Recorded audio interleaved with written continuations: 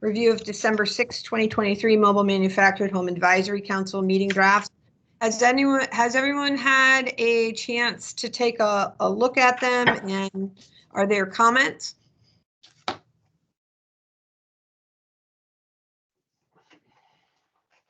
I read them and I felt they were pretty accurate with regards to me looking back at my notes. And motion to approve those? Yeah, yes, I'll move to approve the minutes. I don't actually recall it. I'll take your word for it. Yes, I did review them. So Okay. yes, thank you. Yeah, So I'll move Reiki. approval of the minutes. Okay, second. Do we have a second? Second. Miriam seconded. Okay, so all in favor of approving the minutes? Say aye. Aye. Aye. Is there anyone opposed? Okay, all right. So the minutes of December 6, 2023 are approved. So number 2 is our comments or concerns of any person present. Is there anyone that wants to talk about something that's perhaps not on the agenda? Is there a member of the public that would like to speak? If so, please raise your hand or just speak up. Liz, I see. Oh, go ahead, Dave. Go ahead. No, go ahead.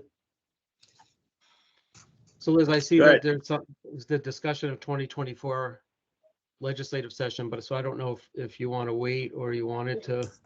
Yeah, let's wait till we get to that section to talk about any legislation. That there was a reason I put it as an agenda item so that we could actually have that discussion. Okay. All right, I have Chaff is going to have some presentation or update, right, as well. Do I have someone here from Chaffa? Usually there is. Mm. Yes, there's not somebody here from Chaffa. That's further down on the agenda, so we'll get to that shortly, Dave. Okay, we'll wait for that section. I have a question for Chaffa. All right, so item number 3, DCP complaint and inspection reports, mobile home park council investigations report. Do I have someone here from DCP to give us an update? Yes, Madam Chairman, this is Janita Hamill, and you should have received a copy of the spreadsheet. Yes. And I do have to state one thing, and I will correct it. Unfortunately, I inverted the numbers on the spreadsheet. It should state 2 open cases and 8 closed cases. So I will correct that, and I will make sure that Rochelle gets the corrected version for you and the members. Perfect. I'm sorry, but could I ask when that was circulated? Because I may well have received it, but I don't know where it is. Oh, Rochelle sent that out, I think last week, and there was a link to all the documents, and that was there. Oh, I bet you I didn't realize there was a link in there. Yeah, there's a link. I don't have the exact date in front of me, but it was sometime last week. So that was when she sent out, when the agenda went out? Yes. Yes. And you click on the link and the spreadsheet comes up. So Janita, is there anything on here that we haven't discussed before that you can speak to, that you could talk about with us? I know that we discussed at the last meeting that you're not really able to discuss open cases, but can you give us any update on any of these complaints? On the ones that are open, no. The closed files are listed underneath the 2 open ones with the investigators' resolution and resolution notes listed on it. If there were any questions from you or the members, of the council on the closed files. This is normally when, if I have additional information to answer your questions, I would do that. Okay. I the- do have, I do have a couple questions on the closed ones. Sure, Smith Mr. Trailer, Delory. Smith Trailer Rest. Yeah. Looks like the resolution is that respondent failed to reply, can't locate, park was sold August 21, tiny homes currently on the property. That immediately brings the question to mind, is it still a mobile home park? And if so, is it No. licensed? No, sir, it's not. The land was sold and it's not a mobile home park. There are those small, single family structure units that are, I want to say 500, 600 square feet. And Yep. there's like 12 of them on there. It's not a park, sir. Well, just asking. Yeah. So, I mean, there is state statute that would apply to, this is the second time I think it's happened now, once in Orange and now this place. What happened to all the homes that were there? Did you know if they received any state assistance for relocation? To my knowledge, I don't believe there was it is. anybody That's left old. on that property, but I'm not sure. I don't believe so. That would probably be a local enforcement issue. Okay, that's something to think about going forward. Yeah, well, Liz, could I follow up on that a little? Yes, please. And I have a question after Attorney Podolsky. So As do I. it's, so, I mean, without knowing more about this, this was once a licensed park. It's now a lot that doesn't have any mobile homes on it. And there's no record of them doing anything to close the park. So we're in the situation of not knowing what happened. It seems like that requires an investigation.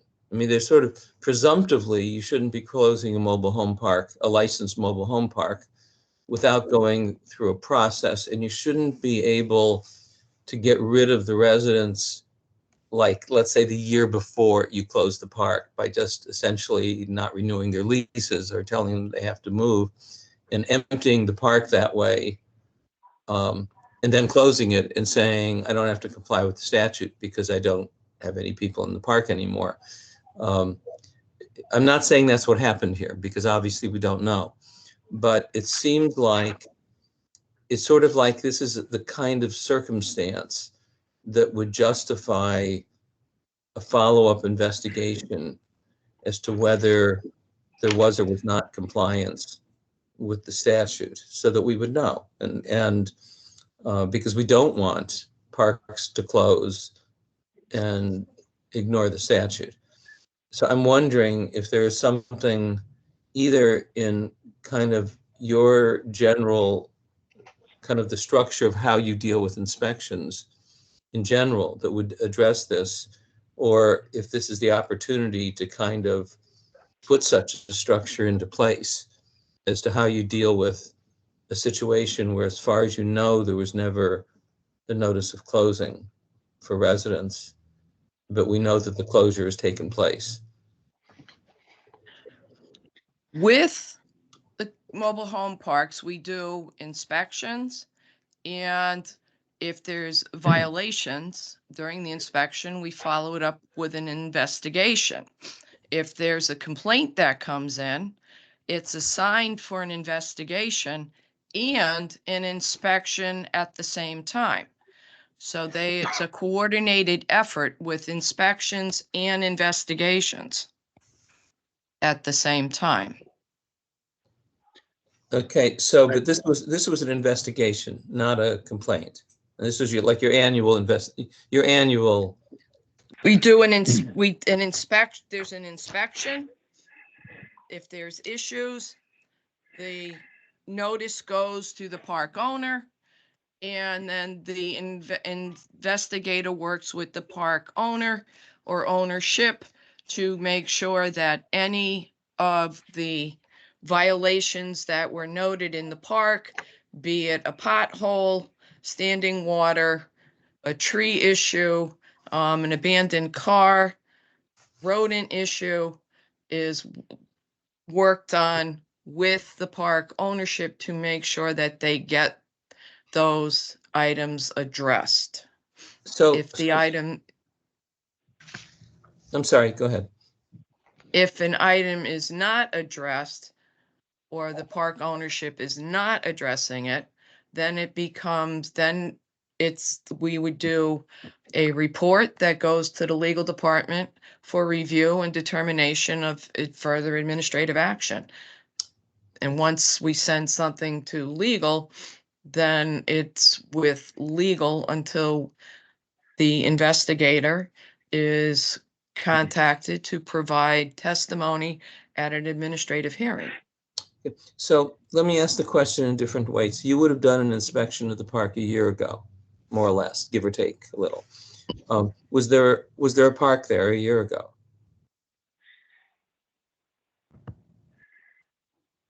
I would have to this is- ask the investigator. All right, can I point out Pamela something You're here? kind of asking Janita, this is Pamela Brown, Director of Investigations. You're kind of asking Janita to draw conclusions. We would need to reference our database. I mean, as you know, there's 200 parks, just under 200 parks. And, to give a solid answer, it's probably better for her to reference our e-licensing system where we keep data in on our inspections and complaints. Okay, well, where I'm going with this is if you framed it in terms of inspections for like something physically, like the park's not being maintained. But here you have a case where the park's not being maintained as a park. And it would seem to me if, and you said if there's these kinds of issues, maybe you kick it over to legal. Maybe this is the kind of issue that ought to go over to legal. I mean, you're there, so you see on the ground what the situation is. It seems to me at least it raises a question of compliance with the statute. And if you feel it's more of a legal question than an inspection question, it should go to, it seems to me it should go to whatever part of DCP is going to look at the legal aspect. My concern is that if nobody's looking at it, that if you discover from an inspection that a park has been closed, then we know there's a state statute that has rules in the Mobile Home Park Act. And I can't figure out. Yeah, I guess I want to make sure that there's somewhere in this process where somebody's doing follow-up work to make sure that there was compliance. And the answer may be yes, there was compliance, but we don't know. So I guess my question is this something that rather than just closing, should go over to legal then to look at whether there was compliance or not? Can I want to interrupt. So I think that I have several hands raised, and I would ask people if you want to say something, hit the little raise your hand. I have a list of everyone that wants to speak, but I think, Rafi, that the question you basically just asked sums up our current what we've had discussed right now, and I think that's something that perhaps. Maybe we can get some information on from Janita for our next meeting. Would that be possible, Janita? Yes, ma'am. Okay. Is there right, a park and- name? Excuse me? Yeah, it was. Is there a park name? Like, is it, you guys Yeah, have, I'm sorry, I'm not looking at the, I'm only looking at the Smith- agenda and I only have two Smith screens. Rest. So, yeah, so is there a park name that it used to go under? Because, we could also do a little bit of digging. Smith Trailer Rest. That's what it says on And it's- the chart. It's in Meriden. It's in Meriden, Mark. Smith Trailer. Okay, thank Rest. you. This is Dave Delory. I want to point out that there's not just one, there's two complaints on this chart showing up as closed at the same place. One of them is dated that it originated in May of 21. The other one is dated that it originated in October of 2020. So per Rafi's point, it sounds like there should have been if my understanding of the process is correct, that there should have been inspections a couple of times, more than once. And this is this is directly relates to to what we've requested several times. We didn't know anything about this to try to offer these people any help that they might have been due under the state statute, because we can't get any information. And now, until now, when it pops up as a closed complaint. And, I know from my own experience that there's another park in Orange, something very similar happened. The town didn't want to park there anymore. I think I know this place. No, this is in Merritt. I don't know this place. But, there's state statutes that might have been able to help these people, but because we don't get any information, even on who the complainants were or the respondents, and it looks like the respondents never responded according to your report. How are we supposed to, as DCP, how are you supposed to help people under existing statutes if nobody knows what's going on?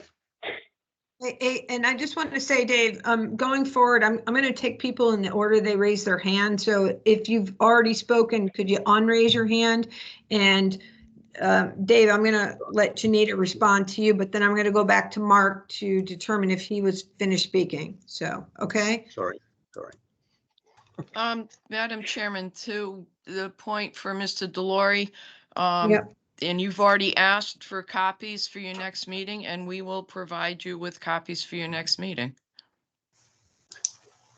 And I think, one of the things I sort of gleaned from Mr. Delory's comments is there a procedure in place? I mean, you can't talk about open complaints. So the only way the council would know about it is after they're closed. Dave, am I on the right track there? It's been my experience since I've been on the council. Okay. So I guess that's, the question is there a way that the council can be advised of park closings so that it has the opportunity to perhaps, have discussions about it? And if you would get us sort of that information for the next meeting, that would be great. I mean, I know you have your rules and Pamela Brown whatnot. again, we will look into it. Okay. All right. I'm going to go back to Mark. Mark, did you have some other things to add to this? Yeah, I mean, it's not about complaints. So are we done with the complaint? I have a question for DCP, but not on the complaint. So.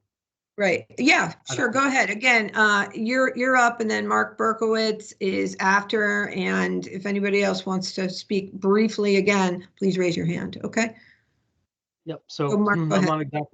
I'm not exactly sure, Ms. Hamill or Ms. Brown, who would be best served to answer the question. But, part of, as it was outlined to me last time, this is a DCP advisory council, which I inherently disagree with, that it's a manufactured housing advisory council. It's not a Department of Consumer Protection advisory council.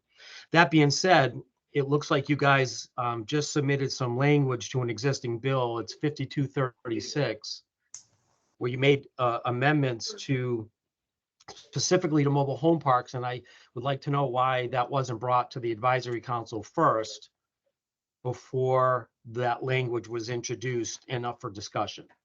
Mark, can I just clarify real quick? Is this laws or bill that was brought up by DCP? Yeah, I assume, and Rafi knows a little bit way more about the process than I do, but it has something to do with the law and something, whatever. I think they're meeting today, but there's an existing bill that I believe already exists. And so they made changes starting with section 13 on the bill's number is 5236. And it talks about using professional licensed inspectors that may be forced upon mobile home park owners if the Department of Consumer Protection deems that a licensed professional needs to be brought in if the first time that they check on the reinspection, it's not rectified to their satisfaction. And although I'm not going to sit here and argue with what they're asking for, my question to the Department of Consumer Protection is, we're sitting on a council for which you guys are responsible for, yet it was never brought up to this council that you would be asking for that change. And my guess is you weren't going to bring it up today unless I brought it up. Pamela So- Brown, you'll need to speak with our legislative liaison Janita and I are in investigation. The director of legislation and outreach would have communication, excuse me, is now CJ Strand. Leslie O'Brien is no longer with the agency, so you'll need to contact, excuse me, CJ Strand, who is in that position at this time. Is it possible, Pamela, for you to put her contact information in the chat? I don't have it handy. Okay. Rachel, But- I don't know if you can add that in. It's a gentleman by the name of CJ Strand. So. Yeah, I and I'm- can, I Oh, can she. Yep. locate some contact information. Great. So how Thank do you. we get those people to, and again, I'm not here to blame you guys if you're not involved, but there has to be there's some kind of disconnect here that somebody is writing language that's going to affect manufactured housing, yet it wasn't brought up to anybody within the department that speaks at the advisory council. Seems to be a huge disconnect, and I would ask that be rectified, because it's so unfair to find out about bills that are being introduced by the Department of Consumer Protection after the fact. I second Mark's remarks. Yeah, me too. Okay. Liz, it's, Yeah. I don't know under what circumstances we need to do something formal as just sort of making a request. But it seems to me, I mean, I agree with Mark, and this is this is a department bill. And it does seem to me that we should have an arrangement with the department in general, that when they're submitting legislation, or for that matter, if they're preparing new regulations, that they should contact us, because we're their advisory board, that they should contact us and so that they should see us as a step in the process, rather than, as Mark said, just finding out about it after the fact. I mean, it's not too late, because the bill is pending, but so yeah, I mean, so I agree also that I mean, one of our roles should be that we can give them advice on the proposal. We could have helped them develop the proposal, maybe, or if we thought it was a problem, we could have alerted them to the fact it was a problem. So my suggestion is that, I mean, do we need a motion, or is it adequate just to say you as chair will convey to the department the appropriate people are concerned? Because it may be the kind of thing you just ought to write a letter. I mean, you should make contact with the legislative liaison, but maybe you should write a letter to the commissioner that says it came up at the meeting and we're concerned, and could they, make a change in, for the future? Could they make sure that we're brought into the process? I mean, certainly, I can do that. I don't know that you need a motion if someone wants to make a motion just to make it, formal. I don't have a problem with that, but I agree that that's why I asked for CJ Strand's contact information. And I agree that we should put a letter together, and I should touch base with her. So I don't think we need a motion. Does anyone think we need a motion for this? I do. Yeah, somebody make a motion. And I think. Yeah, it should be I'll make a motion. I think it may help, because then it shows up in the minutes, and there's a certain formality to it. I mean, I would move that we ask the department to be sure to include us in, and this is maybe not very formal wording, but we should ask the department that we be included in the development of legislative or regulatory proposals that the department is preparing. Even the dog is in favor. Yeah, if the dog's barking, please mute, because it was really hard to hear. Yes, I'm sorry. Well, the problem is I can't Is that talk. you? Is that yours? Yours, Strafey? Yes, it's my dog. I'm sorry. So I can't do that without muting myself. So do I have a second for that motion? Because I want to move The along. second, Al Haritz. Al Haritz, Okay. second. Okay. All right. All in favor? Say Aye. aye. Aye. Anybody opposed? Please speak out loud. No. Okay.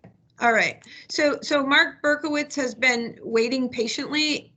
So Mark, would you kindly Yeah, I forgot I'm that I had giving you an my hand- opportunity to speak. I forgot I had my hand raised, but this, Yeah, your hand is raised. I hate to go backwards, but I was just gonna add that discussion about that park that closed.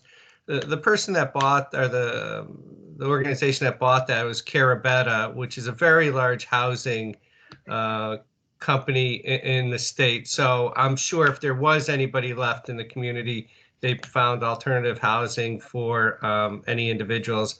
And whoever is researching this probably should also check with the town minutes to see what happened from a zoning perspective.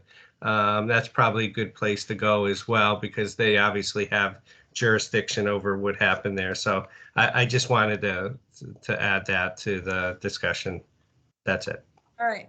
And Jamel, I'm sorry, Janita, that being said, do you have an approximate date that I could go back and check some of the minutes from the Planning and Zoning Commission of Meriden? Do you have an approximate date so I don't have to spend, hours reading minutes?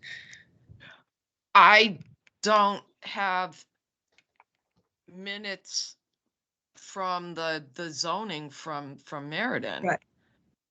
Right. Okay. No, when, I guess my question is, do you know when the park closed? And this goes back to sort of like a process. That would be in whatever documentation is added to the file. Okay.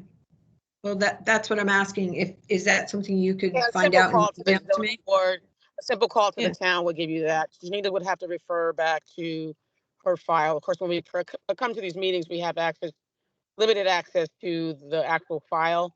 Right. But it would be the same thing that we would do. We'd pick up the phone and call the town hall, building department, looking for a permit. No, I the tax understand how to, change of property. I understand that. I guess what I'm saying is you did an investigation and it was closed. What was the date that it was closed? I'm looking at it right here. I don't see a date on here. Am I missing? Oh yeah, I have the second page here. It didn't print out. So it just says, I don't see a date on here is what I'm asking. As to All right. when you close your complaint. That's what I'm looking for. That's all. Then I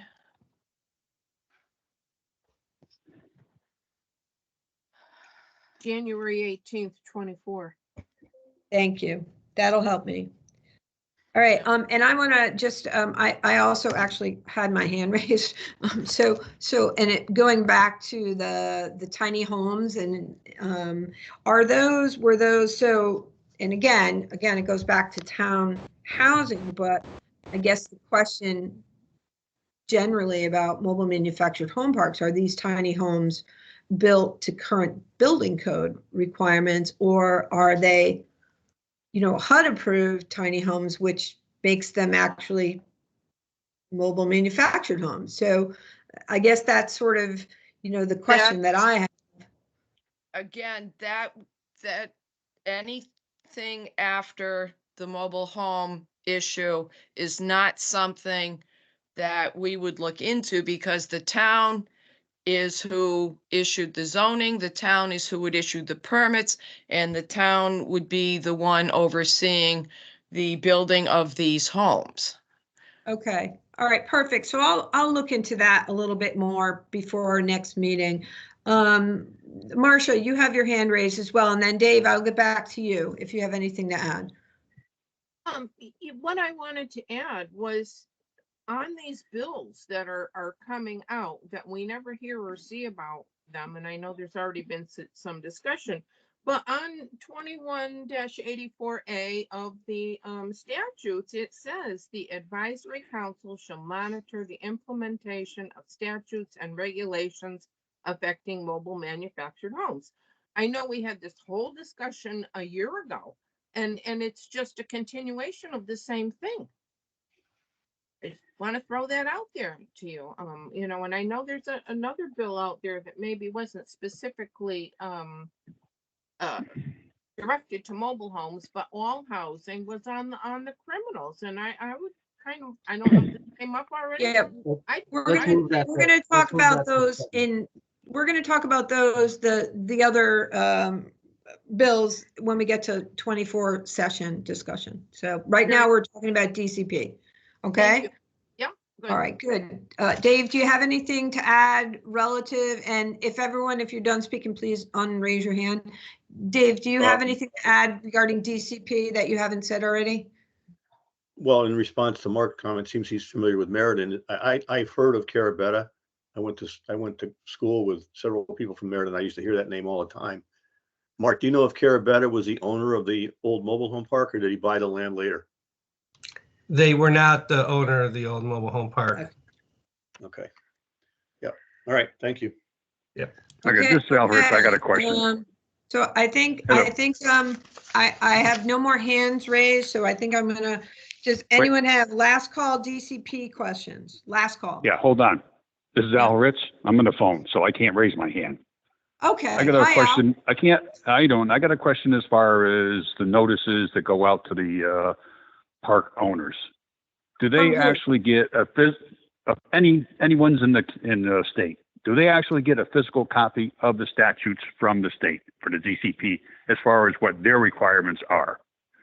Because I heard a couple times mentioned the park that closed in Orange. I went up there and I talked to a couple of the residents that actually owned their home. They weren't renting from that owner, and they knew nothing about any benefits that would come to them or any regulations at all, because the person that owned it would never inform those residents. So after I got done talking to the one person left in the community that did own his home, he started putting questions into the DCP to find out certain information. But I got a feeling that whether I'm right or wrong, all this information that we work on and we try and put together to help everybody out, both sides, owner and residents, it never gets in the hands of people for them to really understand what their rights are and what the person that owns the park or manages it, what their responsibilities are. Everything just seems to slide by and nobody finds out anything.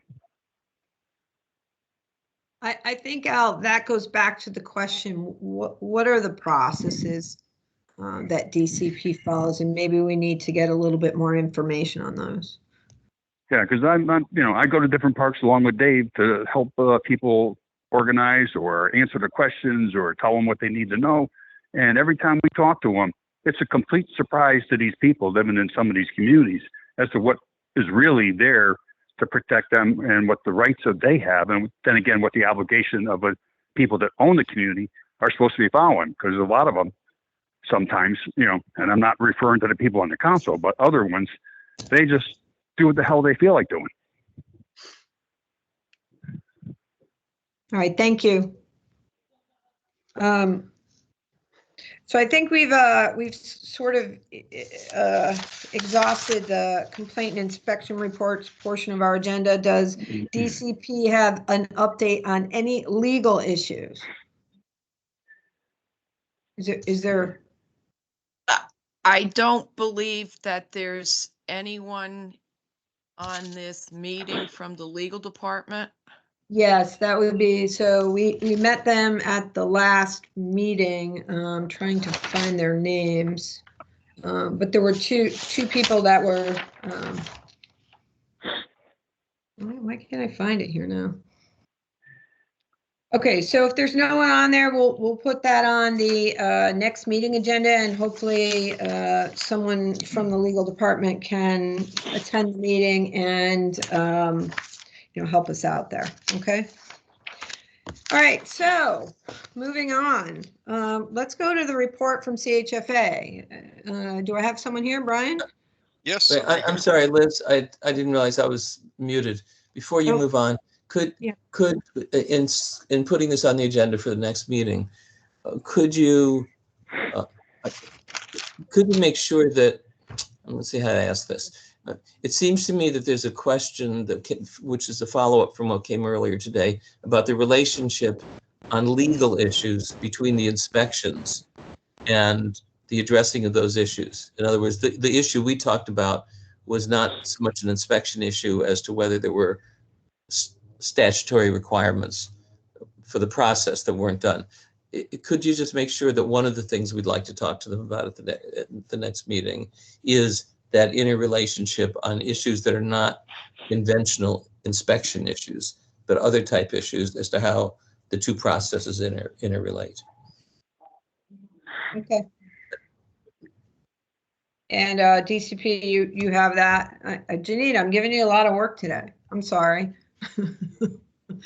That would actually have to be for Rochelle to have Okay. the legal department come to be able to answer on the relationship for the legal issues, Okay. which I believe is what Mr. Podlowski is asking about. Okay. Correct, sir? Is that correct, sir? Yeah, that's fine. Yeah. Okay. All right. So Rochelle will include that request in the minutes, and we will go from there. And we met actually Staff Attorney James Rocco and Anna Elizabeth Villard Howe at our last meeting, and it's my understanding they're the new staff attorneys for DCP. So hopefully one of them will also attend our next meeting, and I'll do my best to have that happen. Okay.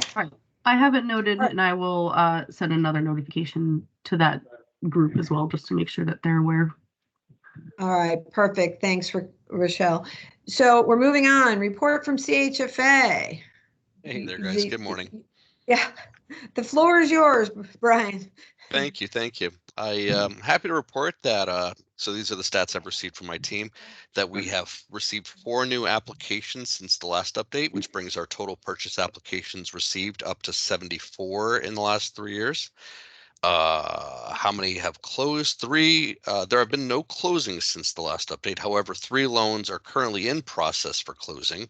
The total closed loans since March of 2021, so basically the last 3 years, is 14. With regards to applications received for the single family mobile home refinance program, we did receive 1 application for that since the last update. That brings the total up to 16 to since the inception of the refi program. And 5 of the refinances have closed since March of 2021. So those are the stats they gave me to share with the group. That's encouraging. Some new applications since the last meeting. Yeah. So that's Yeah, 5 purchase total. ones. That's good. Yeah. Yeah. Okay. And Anything else? I believe Colette's on the call too, if there's any update regarding the mobile park financing. Yeah, hi everyone.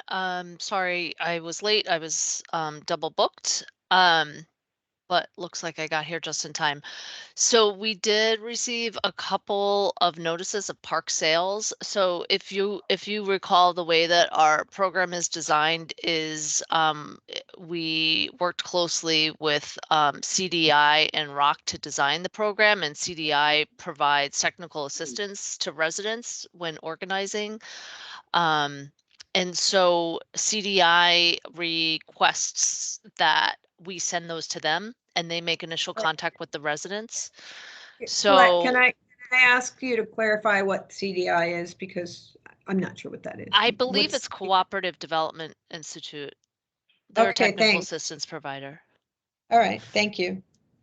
So they've made contact with the parks that have received those notices, and I think that they are working with one in Danbury that they're exploring financing with, and she's been in touch and will reach out for a pre-application meeting if they're considering financing from us. So so I would say things are moving as the program was designed. So I'd say it's positive.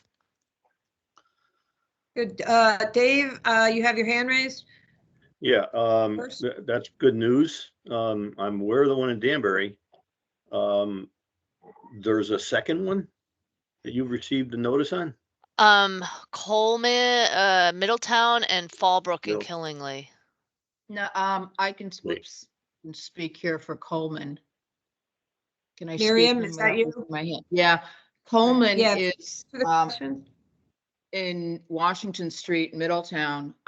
They've received all their documents. It is being sold. It is not being closed. It's going to continue as a manufactured housing community, and everything has been done through Attorney Colin McMahon and going smoothly. This is a park purchase that's been applied for CHAFA financing. No, they haven't gone to Chaff. The You mentioned it. the residents have all received proper notification Okay. a few months ago in the guidelines and have chosen not to proceed and organize. We, Um, to clarify, DCP, DOH, and CHFA all get notices, or supposed to get notices when parks go for sale. So that's different from coming to us for financing. So they have not Correct. come to That's us for different. I'm sure financing. they've done the proper notifications. okay, so Because that's there tracking was, the first right of refusal that passed last year. So are they complying? So, all right, thank you, Miriam. Rafi, Yeah. you were next, and Mark is right behind him. So let's try to be as brief as possible since we're sort of, we may run out of time. I don't want to do that. Could we make an arrangement with CHFA that when you get a notice, you will also provide the advisory council with a copy of the notice, or some other system that those of us who are not on the statutory notice list would be able to pretty in a timely manner, which means pretty reasonably quickly after you get it, find out about these things. Yeah, I can talk to our legal folks. Yeah, I think that would be really great. And then, before the meetings, the council would actually know of them. And Colette, if you want to speak to Rochelle and get my email, if you want to work with me to try to figure out how we can do that, that'd be great. I don't think I know who Rochelle is. Rochelle is our person DCP that does our meeting. Okay. Well, I'll read- I'm on the council, so you No, I'm should be talking able to about- get a hold of me. Right. Okay, then I'll get a hold of you. But you said you were going to check with legal. What I was hoping was you could check in with me after. So, but Sure. if you want, I'll send you an email and we'll go from there. Okay? Yeah, so if the minutes could note that this is an issue for the future, so we'll know that it's in next meeting, we'll know that it's in place by then. All right, perfect. Thank you. Mark Asnes, you're up next.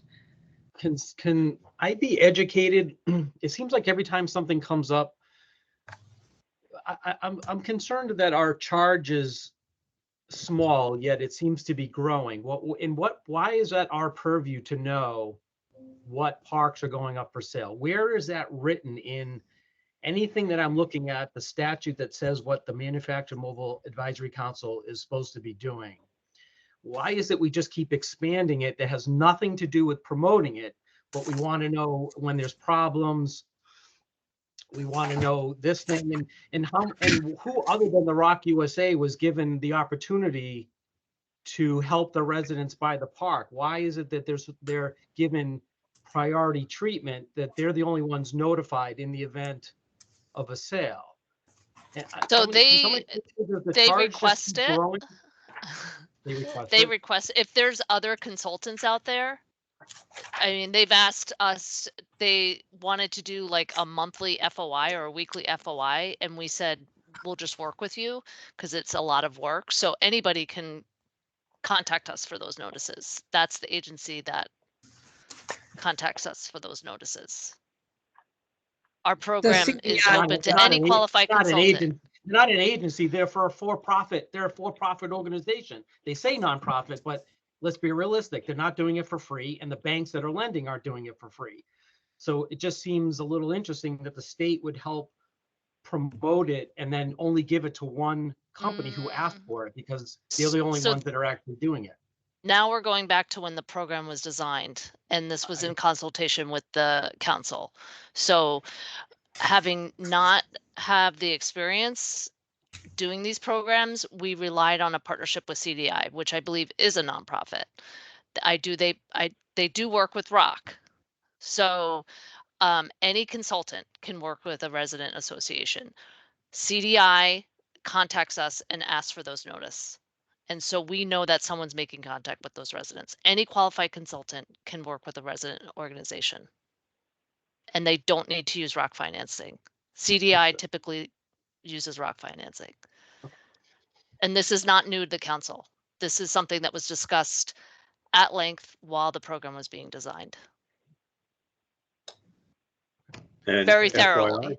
FYI, FYI, when the residents received notification from the current owner of the rights to first refusal, they found me and I told them who to contact and I put them in contact with CDL myself.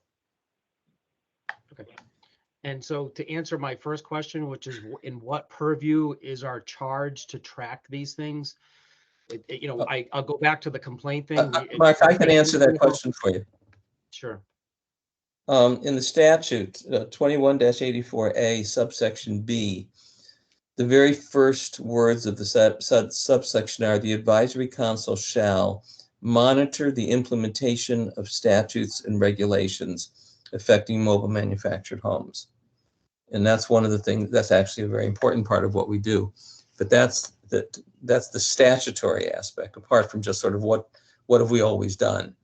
But the statute's explicit that we're supposed to monitor how the department enforces the laws and the regulations regarding mobile home parks.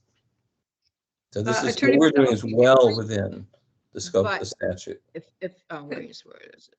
Could you, Attorney Podolsky, could you please repeat that statute you referenced? The statute is 21-84A is the statute that creates the advisory council.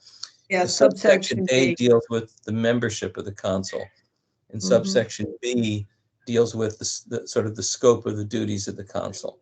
And monitoring the department is basically about what the implementation of statutes and regulations is the first task of the council. All right, I was just asking for verification of the number because I missed it. Sure. Mark, do you have anything else to add on this subject? Nothing I could say out loud. Okay. All right then. So Miriam, you're up. Well, I just have a question just on that, because hopefully I'm misunderstanding what people are saying. At the moment, it's when a sale is when a contract has been signed by a prospective buyer, an offer has been made to purchase a park. All of these new legislation is put into effect, as far including notifying these agencies, obviously notifying the residents, et cetera, et cetera. Is it now what someone is asking, what Dave is asking or Rafe is asking, that the advisory council be notified when a park is actually just listed for sale? I'm hoping that's not what I'm hearing, but I'm asking if that's what I'm hearing. You have to conform to the law. That's not the law. The law is not that when something gets put on the market, Dave, that it needs to be notified. I never said that. But I'm asking. I'm just asking. Okay, so what happened, Miriam, was that the residents received notifications on their door. It was left in their door, not per the statute. It was left on their doors. And after a couple of weeks, one of them sat down at their computer and tried to find out what the law was about and found my name and contacted me. And I told them that they needed to contact CDI, and that's how and Chaff, and that's how they found out about it. So that's fine, Dave. There's nothing that was not per the law. I think what Chaff is looking for. If indeed, and perhaps I just wanted to get clarification that they reached out to you once they had gotten a notification from the park owner. Okay, I'm saying it again. I'm hoping I'm just listened incorrectly, that this is not the advisory council or you and Rafe, whomever, saying that when a park goes on the market, that the advisory council needs to know. Can I just get someone to say that's correct? Rafe, because I have that same question. The request that I was making was, okay, but the statute names the entities that receive a notice. One of those is CHFA. I think one's DOH, I guess DCP. So that's the statute. So what I was saying was that could CHFA, they're not statutorily required to tell the council anything at all. But my request was, would CHFA at that time, the time when they get the notice, which is what the statute requires, would they also communicate that to us so that we would know about it? The statute doesn't require them to do that. The reason that CDI is getting the notice is really under the Freedom of Information Act. It's not under the mobile home park statute, I don't think, but rather that that this is public information. They have the right to ask CHFA for it. And CHFA basically said, look, instead of every week you ask putting in an FOI notice, why don't we just have an arrangement? We'll send it to you, and which they can do. So we could make the same request as a council if we wanted under the Freedom of Information Act, that we would like them to send us notice. It seems like the easiest thing is just to ask them here. Rafe, I think I'm just going to ask one more time, okay? Because what you're saying makes absolute sense. I don't think anyone's got that issue. I just want to make sure we're not going down a path where either you or Dave or anyone else is asking for the council to be notified if a park being listed for sale or going on the market. That's what I just. Okay, I'm sorry. You're talking about the listing for sale, not the sale. That's correct. I will tell you right now, I've got listings out there, and until an offer is made, then we will do what we need to do. Not prior all right. to. I'm sorry. I misunderstood. I'm not asking for notices of listings of sales, because that's not what the statute applies to. The statute applies to the ability to match an offer. So it's and that's what triggers the notice to CHFA. And my request was that when they get a notice, they let us know about it. So yeah, so I'm agreeing with you that that's not at least what I'm asking for. All right, thank you. So, but I'm sorry I misunderstood. Because it seems to me that you are saying that you want CHFA to notify the council of notice of a sale. No, it's when they receive the No, notice. that's CHFA would required by know the of a listing, okay? Gotcha. Okay. They're only going to know. They're only going to know if there's a contract, A formal because and then that triggers the statute. So the statute doesn't say the park owner has to tell them whenever they're listing it. It says if you've got a contract, if you're making a contract to sell it to somebody, you have to tell the residents so they're in a position to offer to match the deal. And that's the point at which at least I'm requesting. Okay. Thanks, I think we're clear now. Mark Berkowitz, you have your hand up? Only thing I would say is, why don't we just be transparent? I would say Rafe and Dave, as to why you want to know or be notified when the other agencies are notified. Why don't you come out and say, so that we can work with the tenants so that they understand what their rights are? I haven't heard anybody say that. And is that the purpose of why you want to know, so that you can work with the tenants and make sure they understand what their rights are? Is that the purpose of why you want to know? This meeting is being videotaped, right? So I guess we need to rewind the tape and find out where it is that I wanted to be notified of a listing. That's not happened to me yet. And I'm not asking for the council to be addressed about listings. I'm asking for the park owners to comply with the law by providing notification to the residents and to the state and local or state agencies that are required. That's what's happened so far. I don't know what you're referring to. I haven't asked for owners to notify anybody. Dave, I was just referring to what Rafe was asking, which is to be notified when these other state agencies are notified. And if we can just be transparent and say as to why he wants that information, then the rest of the council could have a better understanding why he's asking for that information. And I think that would clear everything up. Mark, I'm here, so we can ask me. Okay. Since I'm the one who made the request, and I did not pre-make this with Dave. No, okay. the answer is, first of all, the answer is yes. I think my feeling is, and by the way, notifying the council means we're all going to get notified. This is not just for the residents to get notified. It seems to me that knowing that that's out there, first of all, it's just an information piece that a park's being sold.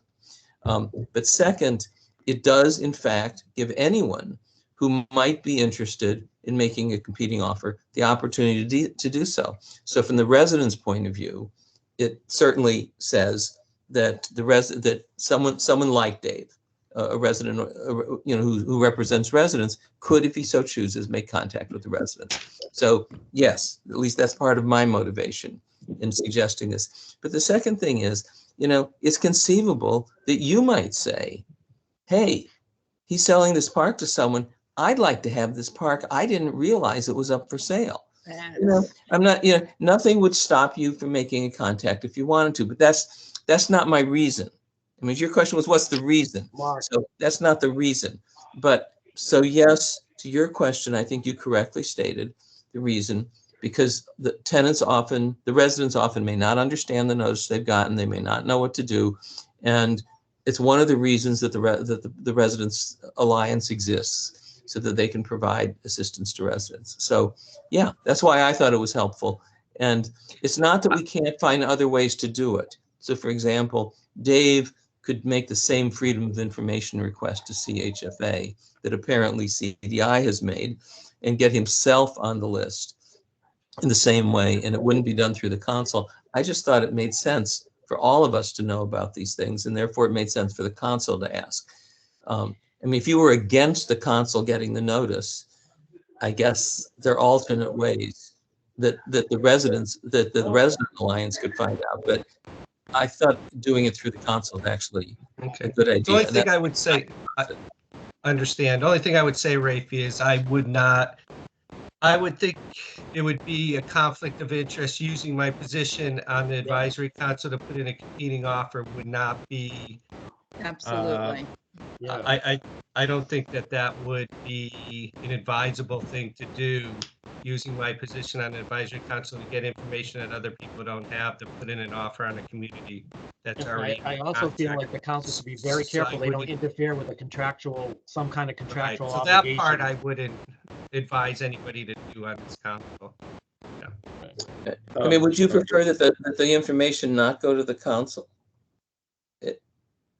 No, I just. Liz, you're muted. Liz, you're muted. Liz, you're muted. You're muted. Liz, you're muted. Yeah. Okay, sorry. So I was actually going to say, if you're not speaking, please mute your microphone, because there was just some really weird noise coming through and it was difficult to hear. Okay, that's all. And I don't want to spend a lot more time talking about this under CHFA, because I know these folks have limited time to spend on the meeting. Sometimes they run out of time and say, hey, I have to go. So I guess we can discuss this further in the meeting. Does anyone have any specific questions for the CHFA folks? I do. Okay. Dave? Colette, what's the process for FOIing a notification that you receive of sale of a park? I'm not a lawyer. I bet you Rafi could answer that better than I. All right. I'll let Rafi do that. Okay, so if nobody else has any questions, I want to move on from item 5 into item 6, which is old business. And I think item A is going to be pretty quick. I can tell you that A1 is visit to mobile home park spring 2024, and I've been charged with sort of arranging that. So, I did change jobs in January, so I'm a little behind on that. I work for the Southeastern Connecticut Council of Governments now as their Director of Municipal Services. I still am a town planner for Salem, so I still meet the letter of the statute as far as membership. But I apologize for being a little behind on this. I did, however, reach out to Christine at Sun Communities this week to try to sort of organize it. I'm looking at the logistics. How do we get all the people from one to the other, you know, in the most efficient way. I mean, they're all within walking distance, but, you know, some of the walking is like up a hill, right? So trying to figure out the best way to do that, but I am working on it. So I just want to let everyone know that, and then I'll coordinate with the DCP commissioner and our legislators. And again, the purpose of this is to show legislators that mobile manufactured homes are housing. They're not the, you know, that they're housing, and they're housing alternatives to stick-built homes. And so I am working to get this done. House on the Hill, at our last meeting, we talked about putting together a working group to do this. We haven't done that yet, and I would really appreciate it if I can send out, or if Rochelle, I don't know the process, but we could send out an email and say who's interested in assisting. Mark's agreed to sort of take the lead on this, but I think he needs some help from more than me, right? So if anybody's interested in having a little working group, we can have a separate working group meeting and talk about doing this. And we had talked about doing it for the 2025 legislative session. And that's, honestly, I think we need, and Mark, you can verify this or not, we need to start planning for that right now. Yeah, I think we had just talked about seeing how the tour went to make sure that there was sufficient interest Okay. before we start doing that. But yeah, we would if depending on how the rest of this thing goes today, you know, we can decide what we want to do for that. Yeah, but I would start working on it in 2024 for sure. Okay, so after we do the tour, which I'm hoping to get done sometime in April. But, you know, of course, I have a lot of people's schedules to coordinate. And there's some key folks that have to be there. The commissioner would like, the DCP commissioner has requested a tour of these types of housing developments. So I just want to let you know. So we'll wait until after that tour, and then we'll move on to the house on the hill. Does anyone have any questions about that? Okay, so moving on. No, if you're gonna try and do it in some communities, I can help out. Okay, perfect. And maybe I'll have a little working group on that. I'm hoping to meet with Christine and Mike next week over at some communities in Montville, and then, you know, I can reach out and say, hey, does anyone want to help with this? So from there, we're gonna go to old business B, discussion of lenders representative. Looking at our minutes from the last meeting and trying to figure out where we were with that. Can anyone comment on that?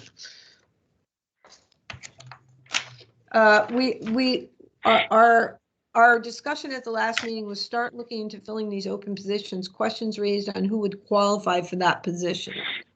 Okay, do we want to have a further discussion about that today?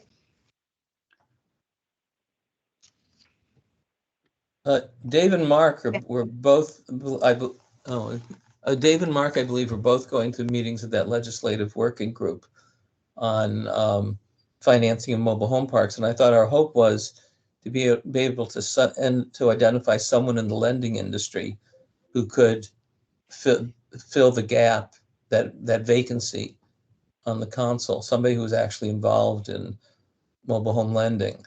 I don't know if that has led to your identifying anyone or not. Is that what we wanted? Somebody who would lend to the whole individual resident to purchase home? That's what we're looking for? Yeah, I think so. Yeah, okay. And the statute refers to the, quote, the banking industry, but based on, I think we can interpret that as meaning the lending, financing industry. It doesn't necessarily have to be a banker. I think in the past we've had a mortgage individual. I'm sorry, I didn't get that, Ben. In the past, we had a mortgage individual that had a mortgage company. Was part of the council.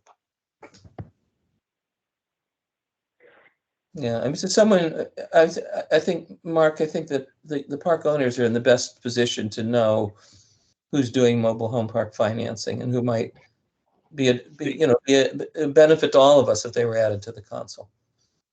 the committee that we both, the subcommittee that we both attended, I believe the purpose was to try to get more participation from local banks versus, what are they, the priority ones and the lenders that the parks are typically using. But I think the answer was, Mark, you can tell me if I'm getting this wrong, that there weren't a lot of banks and credit unions that were currently doing this stuff. And that was the purpose of the subcommittee, to try to encourage more. And, because of the nature of mobile home parks themselves, they can't sell the loans into the secondary market. So the bank can't get them off their books. So that's part of the reason they don't do a lot of lending. So I don't know. I haven't heard anything more from that. Have you, Mark? No, and I have a rate sheet that I got, from somebody that was like 12%, and that was the point I was trying to make. And so I haven't heard from the chair of that committee. But Dave's right, that the issue is that local banks don't want to lend because there's no land component for them, and the delinquency rate was higher, and that's why all the local banks got out of it to begin with. So we could surely ask a priority, that type of thing, but I don't know of a local bank that lends to mobile homes. That's the problem. Unless, I think what we talked about is the state having some kind of giving them some kind of security, right, Dave? The state would offer some kind of a local bank some kind of security to the loan, so then they would feel more apt to do it if they were backed by some kind of program that the state offered. So and let me just say, that could be, sort of,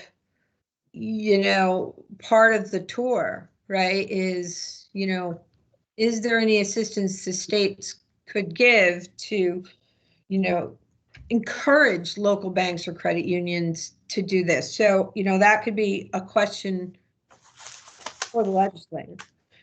So does anyone have any more comments on the lender's rep? Well, not being able to find somebody from, a state chartered bank or something. Don't you guys have, don't you guys have somebody on that does this, Elia, something like that? Don't you guys have somebody that that could fill that position? Rich Delia. Rich Delia. Yeah, he's like priority. He's like, Rich is on the CMHA board with us. Yeah. Well, he lives in New York. I don't know that well, it doesn't matter. We don't meet in person. Oh. All right. Okay, so I want to move on because we're running really short on time. It's 11:40 and we have until noon. So one is item C, discussion of formation of combined legislative, educational, and finance policy committee. And, we've had some discussion about some of the raised bills in this year's short session, but we're going to have an actual discussion further. So maybe we could table that item C until after our new business item A, discussion of 2024 legislative session.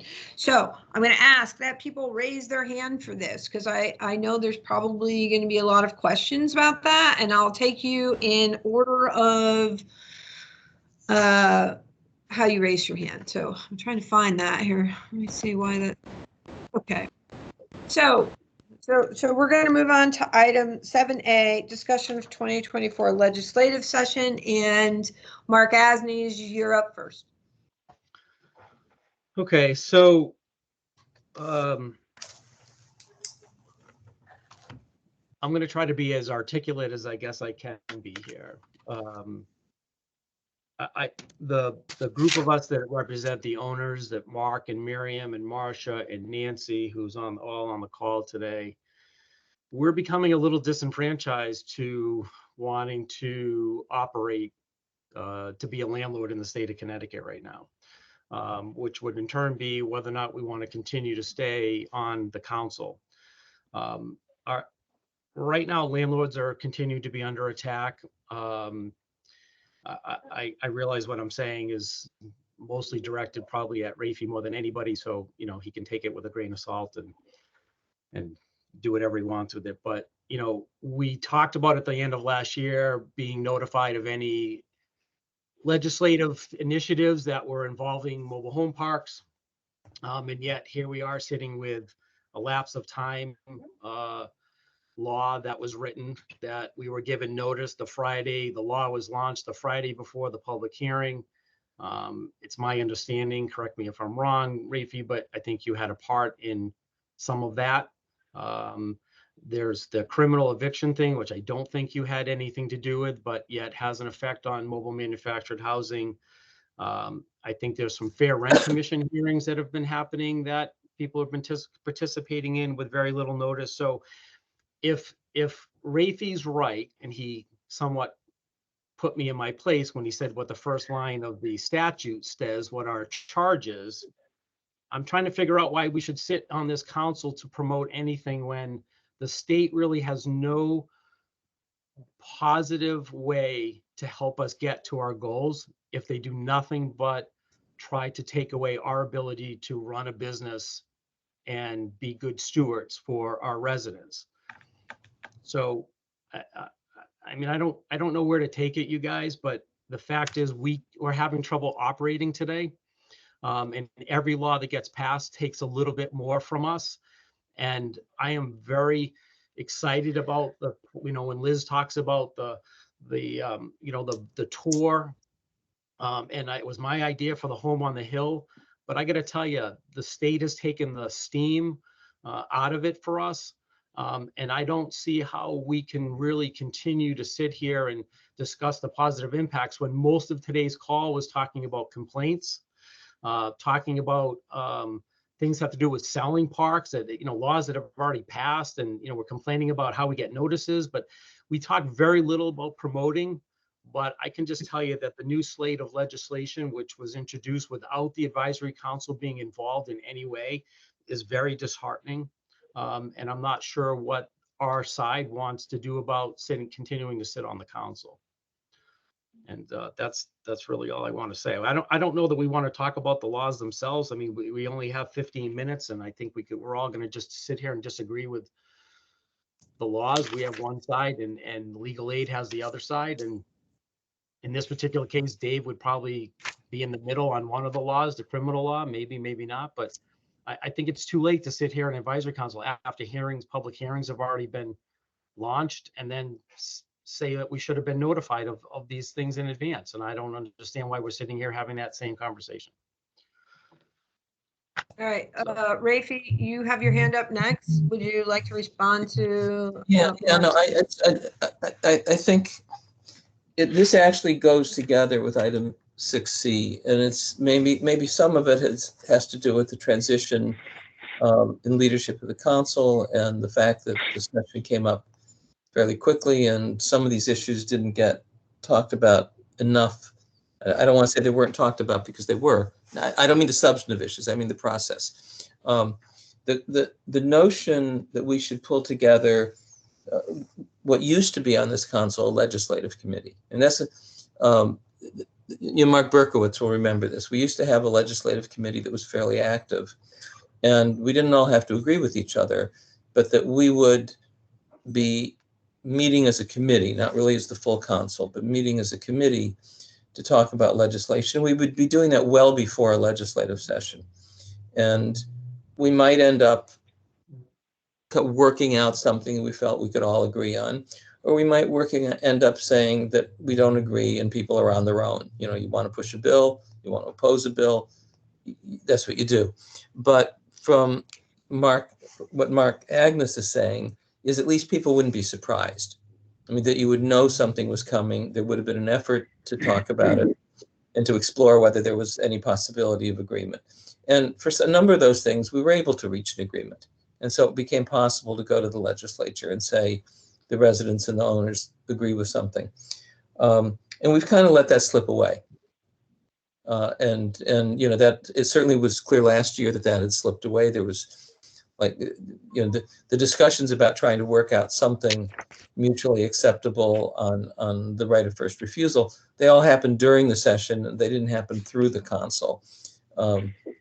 They happened just as part of the legislative process. And it would have been much preferable, I think, if that had started with discussions like through a council committee. And the legislative committee in the past essentially was whoever on the council was interested in legislation. So it was, it would be people like me, like Mark Berkowitz. I mean, it would be people who, it wasn't everybody, because not everybody was interested in legislation, but it would be the people that needed to participate if we wanted the council to feel like we're acting together. And it's now, I mean, it's too late to do that now because we can't do anything before the session starts. It's already started. It's moving quickly. It's a short session. And so in a sense, people have to do what they do. I mean, if people thought it would be productive to reestablish that committee and have it meet like right away, I certainly wouldn't object to that. But it's not the same as having those discussions early before the session starts. So I don't, the council typically has not taken any positions in the name of the council unless there was some kind of a consensus, which is different rather than having discussions where there might or might not be an agreement. But I think it would be healthy for the council to get back to that whole process. And we talked last year about doing it, but I don't know that it actually happened this year. And so maybe we need to get more serious about making it happen. I don't think it's a reason, frankly, for park owners not to be participating in the council. I think the better solution is that the council try and adapt better to the concern that you've raised. So that would be my recommendation. One of the things that's interesting about this is in the past, we've typically focused, when we have focused on legislation that's specifically about parks. So for example, the department's proposed bill that Mark brought up earlier, that'd be the kind of thing that we would talk about. We didn't really in the past focus on other legislation that collaterally might have an impact on parks. Like, for example, the Just Cause Eviction Bill is not really about mobile home parks, but it impacts mobile home parks because they're covered by the bill. So it feels a little, but just as my belief that our Enabling Act is broad, certainly something that's going to impact mobile home parks is in the area of something that's within our scope to discuss. But I think, at least in the past, we haven't really thought about those things so much because we didn't see them as mobile home park legislation. But I don't disagree with Mark that if it's going to impact mobile home parks, then it's mobile home park legislation, even though it's not designed that way. Rafi, I'm going to interrupt you real Yeah, quick. I'm sorry. Because we're running out of time and I have a question. So my question would be, yes, I mean, we have discussed sort of combining, getting a committee together to combining legislative, educational and finance. And I, didn't really say to anyone say, hey, I'll volunteer. But my question was, were you aware? I guess what I'm saying is, if this was on somebody's radar in December, we could have put it on our agenda and had a discussion. So, I mean, people don't just wake up on February 1st and start putting together language. And so the question is even without a legislative committee, wouldn't there be a way that if you're involved in any of the language or if somebody else is involved in any of the language that we could have a discussion at our regular meeting? Yeah, no, I think that's possible. And Mark is correct that I was certainly aware in the fall that there was going to be a proposal. It's not a legal services proposal on just cause eviction, but it's coming from an organization called the Connecticut Tenants Union. Right. But So what I'm saying is, Yeah, what I'm saying is we could have put that on our agenda if we were aware of that in the fall, and maybe we need to think about doing that legislative committee or not, because then there could have been a conversation about it as an agenda item. So I'm just throwing that out there. don't think I think it's important to have a legislative committee. I'm very interested in the legislative, working with the legislative committee, but I don't think it's, even without one, I think if one of the members of this council is aware of it, we can put it on our agenda for discussion. So I want to throw that out there. And then I want to recognize, because we we have 8 minutes left. I have Marcia and Dave. Marcia, you're up next. But you're muted. There you go. Thank you.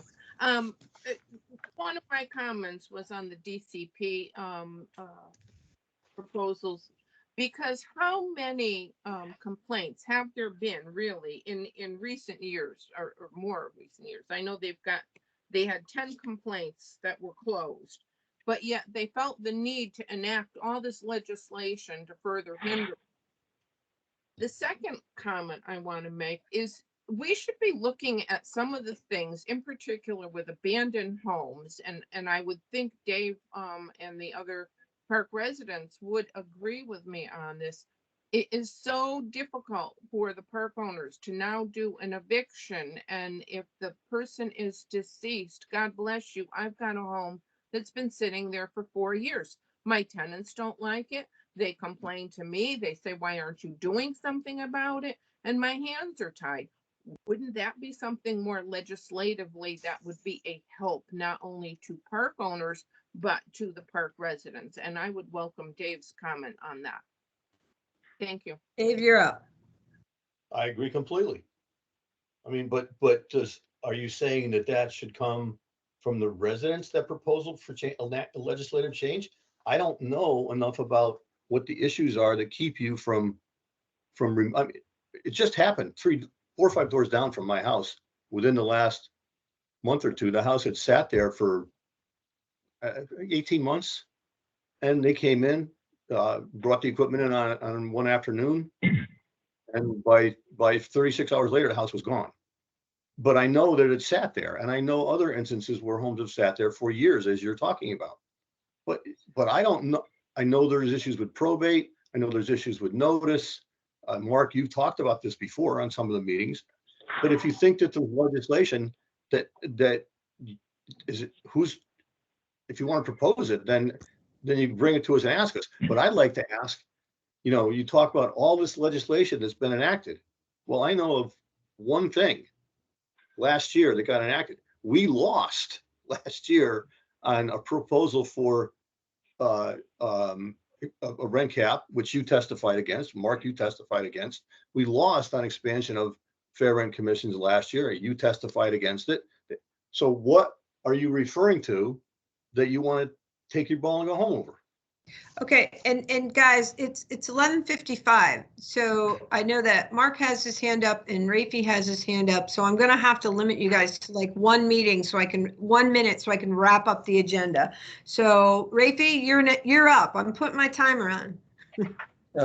I just wanted to say that the issue about vacant abandoned homes is actually a good example of what we used to have, because the existing statute we wrote it through the Advisory Council's Legislative Committee, and there were concerns. I mean, the park owners had concerns about getting the homes out. The legal services programs had concerns about making sure that people really had abandoned, and we worked something out. And it may be that hasn't worked as well as it should, and so it may be that's something that should be looked at again. But my real point is that actually is an actual piece of legislation that this advisory council wrote through its legislative subcommittee at the time.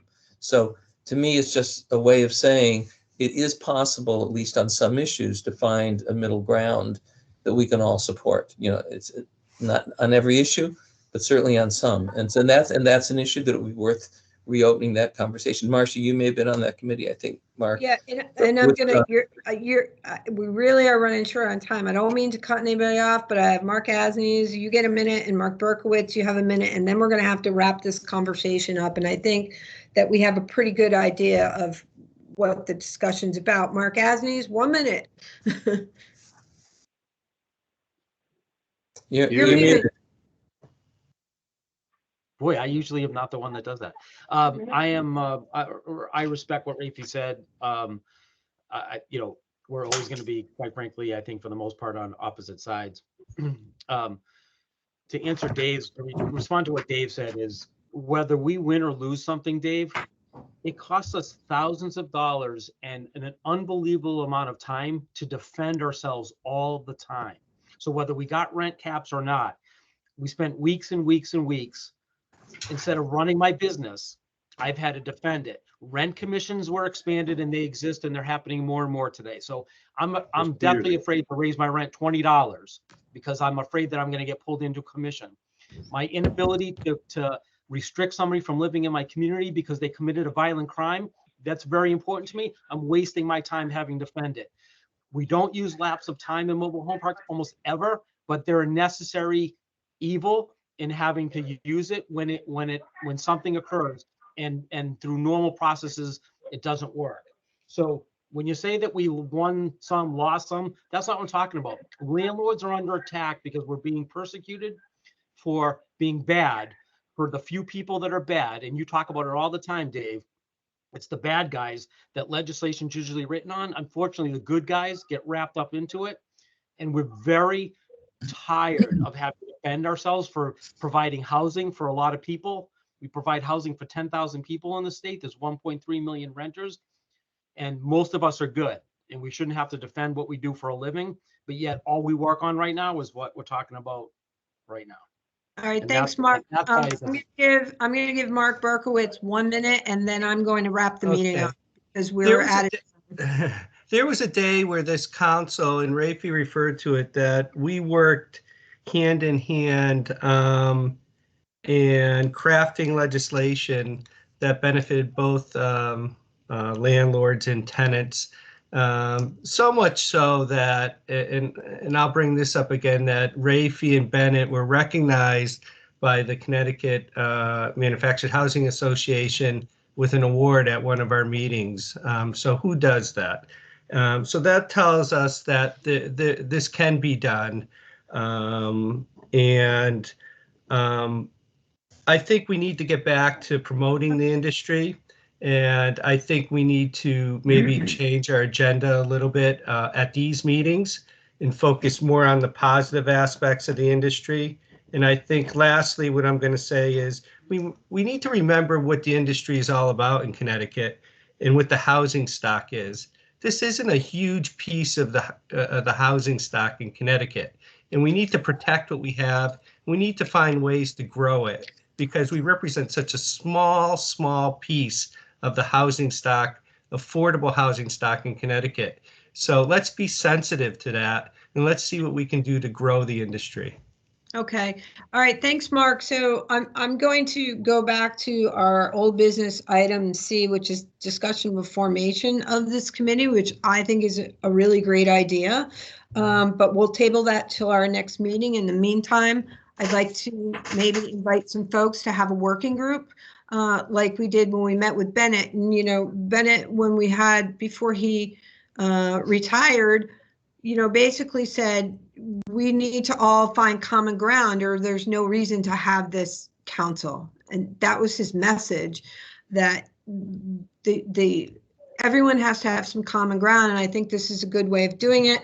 So, so I will work on a working group in between this meeting and our next meeting. Item 7, other business. I have nothing else. And, you know, it's 12 o'clock now. So, anyone can email me directly or call me directly. Rochelle has my new email address and she can send that out. It's in the distribution list and we can go from there. So I'm going to ask at some point now if I'm not finding the rest of my I think we've out of time, so if there's anything else on the agenda that's on our agenda, we're going to have to table it to the next meeting. And so can I have a motion to adjourn? And I'm going to ask Rochelle if you could spend you do a great job on the minutes already, but I know this one's going to be a little lengthy, but if you can get as much detail in there as possible, that would be great. Okay? Absolutely.